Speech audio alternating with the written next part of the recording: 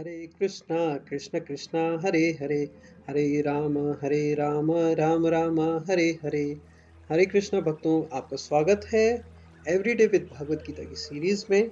आज हम भगवत गीता के पहले अध्याय के 41वें यानी कि Bhagavad Gita chapter 1 text number 41 पर डिस्कस करेंगे। तो श्री श्री राधा कुंज बिहारी भगवान श्री श्री गौर निताई श्रील प्रभुपाद से प्रार्थना करते हैं कि आज का ये जो श्लोक है वो हमें समझ आए और हम अपने हृदय के द्वारा अपने जीवन में इसको धारण कर सकें।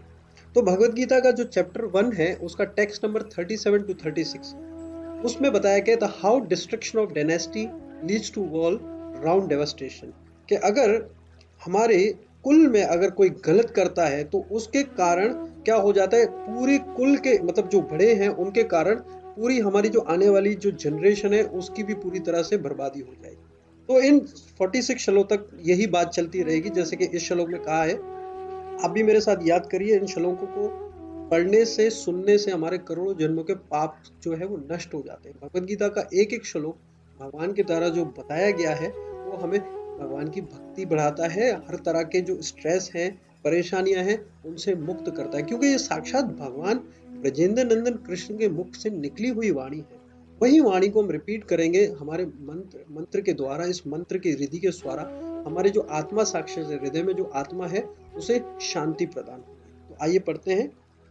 संकरो नरकायव कुल नानाम कुलस्या च पतनी पितरो पतंती पितरो ही ईशाम लुप्त पिंडो दक क्रियाः संक्रो नरकायव कुलज्ञानं कुलस्य च पतन्ति पित्रो हि ईशाम लुप्त पिंडोदका क्रिया।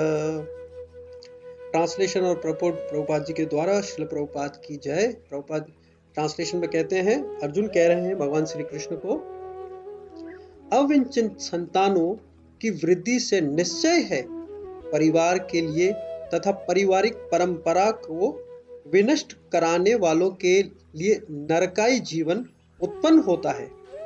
ऐसे पतित कुलों के पूर्वजन यानी कि जो पितृलोक पर हैं वो गिर जाते हैं, क्योंकि उन्हें जल तथा पिंडदान देने की क्रियाएं समाप्त हो जाती हैं।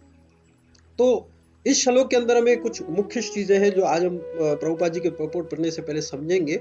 आजकल के युग के हिसाब से इस श्लोक को हम कैसे समझें। जैसे कि संकरहा, अनवांटेड चिल्ड्रन जिसको कहते हैं, वो कैसे होते हैं, लिविंग रिलेशन से।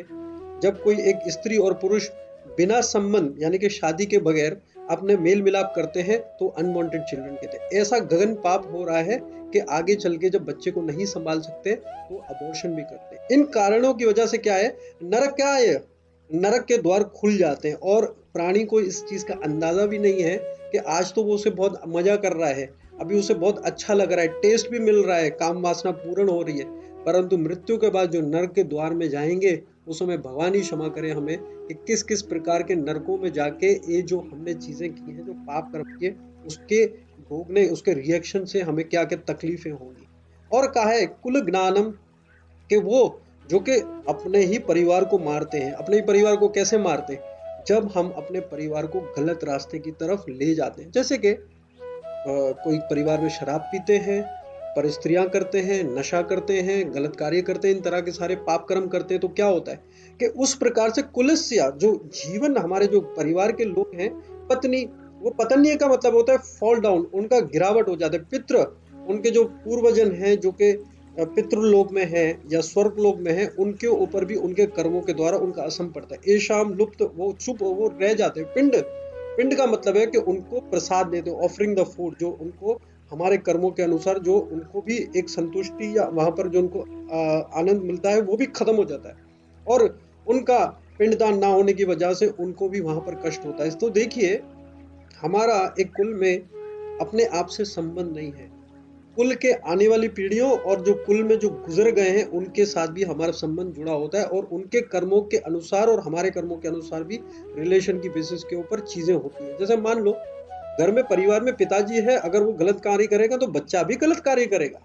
अगर पिताजी भगवान की भक्ति करेगा तो पत्नी भी भक्ति बनेगी, और इसी प्रकार से बच्चा भी भगवान का भक्त बनेगा। तो पूरा जो लीड है फैमिली का, वो पिता या जो घर में जो परिवार में जो पुरुष होते हैं उनके हाथ में होता है। वो अचरित्रवान होंगे, पत्नी भी अचरित्रवान होगी, और इसी प्रकार से बच्चे भी उनकी प्रोडक्ट होंगे। जाहिर सी बात है, जब वो ऐसी चीजें करेंगे तो बच्चों के ऊपर भी असर करेगा। तो यहाँ पर अर्जुन जो है वो सोच रहा है लॉन्ग टर्म कंसिक्वेंसेस के साथ, कि लंबे समय तक इसका क्या असर पड़ेगा। ना कि देखिए, जब अनकल्चर और अनकंट्रोल सोसाइटी के अंदर लोग पैदा होते हैं जो कि ये तरह तरह के पाप कर्म करते हैं, तो फिर क्या होता है, ना कि हमें अपने आप को कष्ट मिलता है, हमारे पितरों को भी, यानी कि जो हमारे एंसेस्टर थे जो कि किसी भी लोक में होंगे, या तो नर्क लोक में होंगे, स्वर्ग लोक में होंगे, या पितृ लोक में होंगे, उनको भी उनका असर पड़ता है। तो इसीलिए पिंडदान किया करते थे। तो आज तो ऐसा समय आ गया है, अभी 20-25 साल ही हो गए, लोगों ने काफी तरह से तो पिंडदान करना ही छोड़ दिया। पिंडदान क्या होता है कि अपने जो पूर्वजन थे उनकी आत्मा की शांति के लिए वो लोग कुछ ऐसे कार्य, ऐसी विधि करते थे जिनके माध्यम से वो किसी भी लोक में है तो वहां पर वो सस्टेन रहे, कि हाँ हमारे बच्चे परिवार के अंदर कुछ ऐसे जन्मे जो कि ये कार्य कर रहे हैं जिनके माध्यम से हमको ये फल मिल रहा है। परंतु अब तो ये भी लुप्त हो गया है, चूंकि अब वो नहीं कर रहे तो उनके आने वाली पीढ़ी भी उनके लिए नहीं करेगी। जाहिर सी बात है, वो भी कल को कहीं ना कहीं जाएंगे।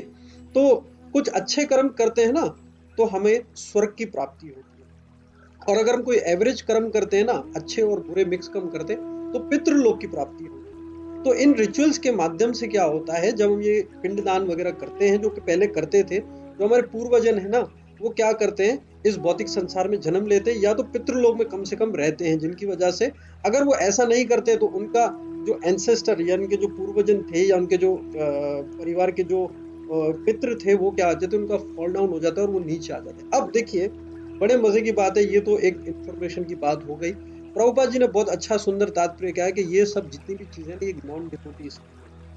नॉन डिवोटीज कौन है? नॉन डिवोटीज वो हैं जो भगवान का भजन नहीं करते।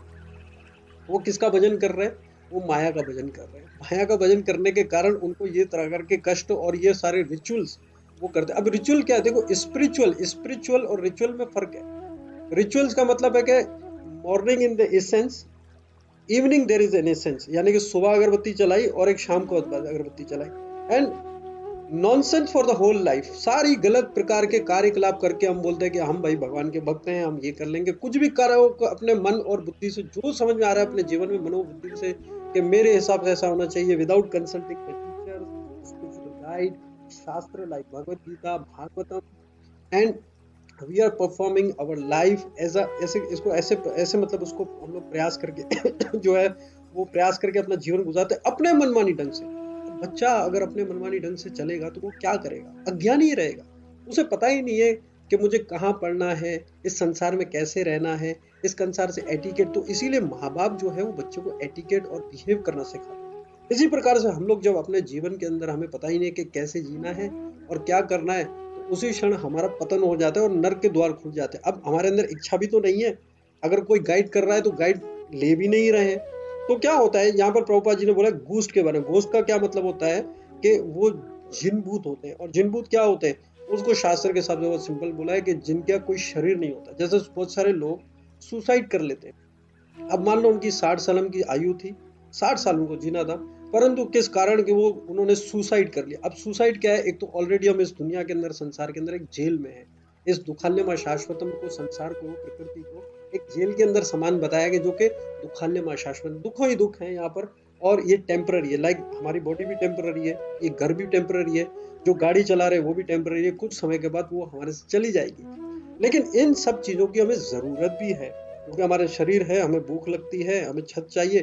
तो लेकिन आवश्यकता के अनुसार ही होनी चाहिए, जो हमारे कर्म के अनुसार है। ज्यादा स्ट्रगल नहीं करना चाहिए। जैसे कि एक गधा है, वो तो इंसान से भी ज्यादा मेहनत करता है, परंतु वो क्या करता है, उसको एक घास फूस ही मिलता है और थोड़ा सा पानी मिलता है, जिसकी वजह से वो खुश रहता है। इसी प्रकार से हमको अपने जीवन के अंदर प्रयास करना चाहिए। जैसे भगवान श्री कृष्ण अर्जुन ने कहा कि आप क्षत्रिय हो, आपका कर्तव्य युद्ध करना।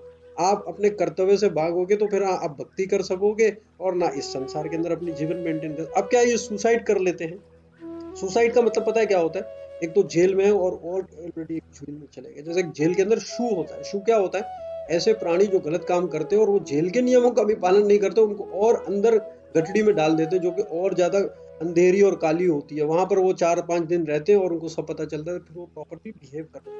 अब भूत का शरीर क्या है? भूत का एक्चुअली शरीर है ही नहीं, उसे भूख लगती है, खा नहीं सकता, उसे प्यास लगती है लेकिन वो पी नहीं सकता। तो सुसाइड जो है इतना गणन्य पाप है कि जिसकी तो शास्त्रों के अंदर बहुत ज्यादा अवेल लगी है, जिनके बारे में हम मजीद आगे भी कभी हमें समय मिला तो हम बात करेंगे। तो प्रभुपाद जी कह रहे हैं कि अगर कोई व्यक्ति भगवान का भक्त बन जाता है तो भगवान की भक्ति करने के कारण उस पे ये पिंडदान और ये प्रकार के रिचुअल्स अप्लाई नहीं होते। इस श्लोक के तात्पर्य में प्रभुपाद जी ने बताया, और इसी प्रकार से कहा है कि केवल भगवान श्री कृष्ण की प्रेममय भक्ति करके अपना ही नहीं बल्कि अपने कुलों के हजारों लाखों जो फोर फादर यानी कि जो उनके एंसेस्टर थे, उनके जो पितृगण थे, उनकी बहुत प्रकार की जो कष्ट जो वो लोग नर्क में भोग रहे हैं उनसे उनको बाहर निकाल सकता है। कि कभी भी कोई भक्त अगर किसी फैमिली में बनता है तो नर्क लोगों के अंदर पार्टी होती है। कहते हैं कि आपके परिवार के अंदर तो एक भक्त बन गया है जो कि हरि का नाम लेता है, भगवत गीता सुनता है, सुबह उठ के हरे कृष्ण महामंत्र का जाप करता है, भगवान को भोग लगा के प्रसाद खाता है। जब ऐसी अवस्था आ जाती है तो वो व्यक्ति क्या करते हैं, वो पार्टी करते हैं। तो प्रभुपाद जी यहाँ पर अपना बहुत सुंदर तात्पर्य बताएं। प्रभुपाद जी कहते हैं सकाम कर्म के विधि विधानों के अनुसार कुल के पितरों को समय समय पर जल तथा पिंडदान दिया जाता चाहिए। ये दान विष्णु पूजा द्वारा किया जाता है क्योंकि विष्णु को अर्पित भोजन के उचित भाग यानी प्रसाद जिसको कहते हैं को खाने से सारे पाप कर्मों से उद्धार हो जाता है। कभी कभी पितृगण विविध प्रकार के पाप कर्मों से ग्रस्त हो सकते हैं और कभी कभी उनमें से कुछ भी स्थूल शरीर प्राप्त ना होने के कारण उन्हें प्रेतों प्रेतों यानी कि भूत के रूप में सूक्ष्म शरीर धारण करने के लिए बुद्धि होना पड़ता है। अब ये क्या स्थूल शरीर और सूक्ष्म शरीर के विषय में हम डिटेल में आने वाले श्लोकों की हम बात करेंगे। स्थूल शरीर वो होता है जो कि नजर आता है, जो आग हवा पानी मिट्टी और वायु से बना है, और सूक्ष्म शरीर जिसको कहते हैं मन बुद्धि अहंकार और मन, ये चार चीजें मिलके ये आपका सूक्ष्म शरीर बनाती है। तो इसके विषय में हम डिटेल में आगे आपको बताएंगे। अतः जब वैष्णव जन द्वारा पितरों के बच्चे प्रसाद अर्पित किया जाता है तो उनके पितृयोनि या अन्य प्रकार के दुखमय जीवन से उद्धार होता है। पितरों को इस प्रकार की सहायता पहुंचाना कुल परंपरा है और जो लोग भक्ति के जीवन यापन नहीं करते उन्हें ये अनुष्ठान कराने होते हैं। केवल भक्ति करने से मनुष्य सैकड़ों तो क्या हजारों पितरों को ऐसे संकटों से उभार सकता है। जैसे कि श्रीमद् भागवतम के 11वें स्कंद के 5वें अध्याय के 41वें श्लोक में कहा गया है, देवर्षि भूताप्ता नृणां पितॄणां न किंकरो नायं ऋणी च राजन सर्वात्मनास्याश्रणां शरण्यं गतो मुकुंदं परिहृत्याकृतं।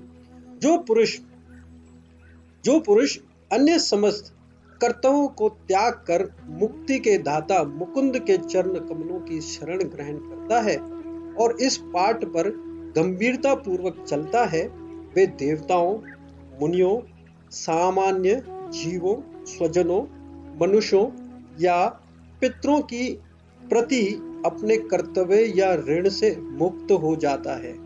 तो श्री भगवान की सेवा करने से ऐसे दैत्य अपने आप पूरे हो जाते हैं। केवल देखिए भगवान की भक्ति करने का कितना लाभ है।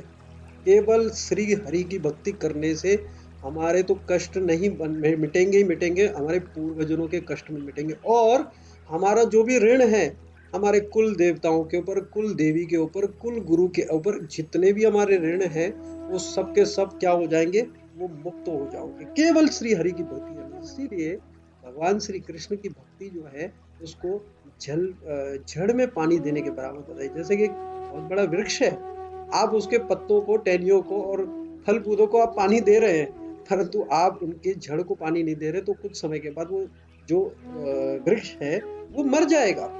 अक्लमंद व्यक्ति कौन है? जो जड़ में पानी देगा। पेट को खिलाएंगे, पूरे शरीर में क्या होगी, शक्ति होगी। इसी प्रकार से भगवान श्री हरि की भक्ति करने से, जैसे कि भगवत गीता और भागवतम में बताया गया है, तो उनके माध्यम से हम अपने सारे पितरों का कुल का तारण कर सकते हैं और शांति प्रदान कर सकते हैं। तो यही हम विश्राम करते हैं। श्री श्री गौर निताई की जय, श्री श्री राधा कुंज बिहारी भगवान की जय, श्रील प्रभुपाद की जय।